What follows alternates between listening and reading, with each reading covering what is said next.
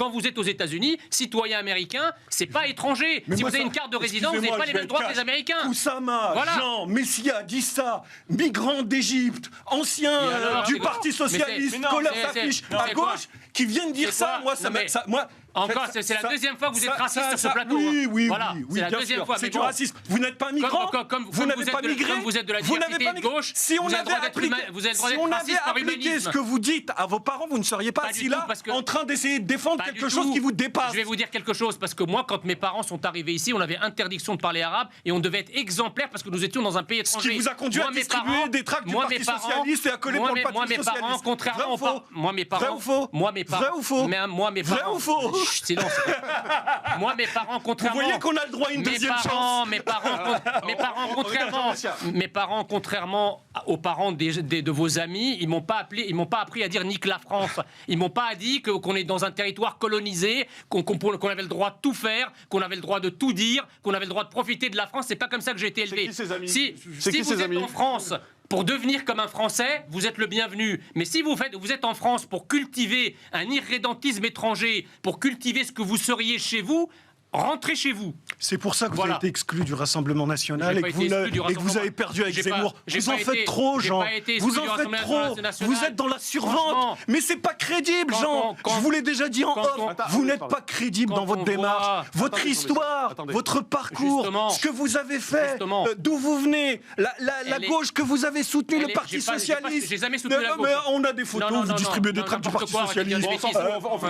Et aujourd'hui, vous arrivez pour donner de la morale sur des sujets qui vous dépassent. Jean, soyez un peu plus humain. Soyez un peu plus empathique. Je pense que la France est beaucoup plus, et les Français sont beaucoup plus fiers d'une trajectoire comme la mienne à l'intérieur de leur pays qu'une trajectoire comme la vôtre. Je paye un peu plus d'impôts que vous, et l'énarque que vous êtes, dans le service administratif, c'est des gens et des entrepreneurs comme moi qui le payent.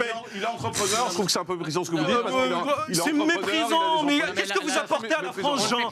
Qu'est-ce que vous apportez à la France? Non, c'est scandaleux. Qu'est-ce que vous apportez à la France? Quelle est la valeur ajoutée? Mis à part de vociférer sur les étrangers, quelle est votre valeur ajoutée? Vous êtes dans un service. Vous êtes dans un service administratif. Vous êtes au mamelles de la République. Ce sont des gens comme moi qui bossent tous les matins pour payer des salaires comme les vôtres, et vous venez me cracher à la figure.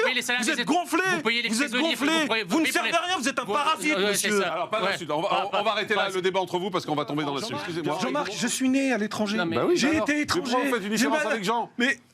Je dis simplement qu'il est en contradiction, c'est-à-dire que les propos qu'il tient à l'égard de tous les immigrés dehors, etc.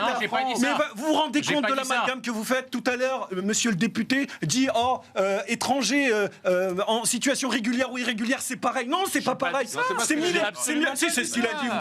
Vous pourrez revoir les images.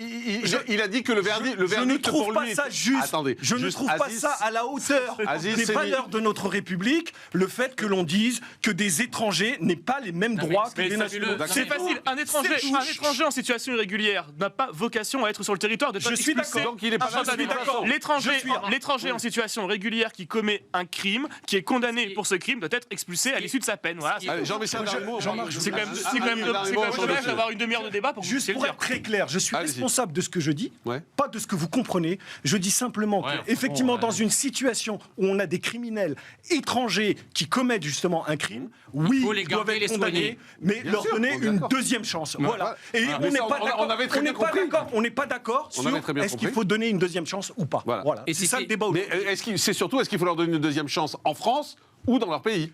Moi, je suis pour qu'on leur donne une deuxième chance, mais dans leur pays. Je vous trouve hypocrite. C'est la différence. Tous là ici. Pourquoi la peine, elle serait faite ici? Pourquoi avec nos impôts? Alors allez jusqu'au bout de votre raisonnement. Dites, écoutez, il est condamné, prend l'avion tout de suite. Ce serait vos patriotes là qui paieraient avec leurs impôts la peine. Pourquoi? Parce qu'il y a un principe de droit qui dit que la personne doit être jugée sur le lieu de son crime et condamnée sur le lieu de son crime. Voilà, c'est tout.